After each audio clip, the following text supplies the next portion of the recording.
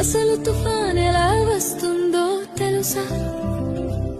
సముద్రం మొదట ప్రశాంతంగా ఉంటుంది, అలలు మెల్లగా తాకుతూ ఉంటాయి. కానీ సూర్యుడు బాగా వేడెక్కితే సముద్రపు నీరు కూడా వేడిగా మారుతుంది. ఆ వేడి నీటి మీద ఉన్న గాలి కూడా వేడి అవుతుంది, పైకి ఎగురుతుంది. గాలి పైకి ఎగినప్పుడు కింద ఖాళీ అవుతుంది. అప్పుడు చుట్టుపక్కల చల్లని గాలి ఖాళీ నింపడానికి వస్తుంది. ఇలా గాలి ఎగరడం దిగడం మొదలవుతుంది. అలా తిరుగుతూ తిరుగుతూ ఒక పెద్ద చక్రంలా మారుతుంది.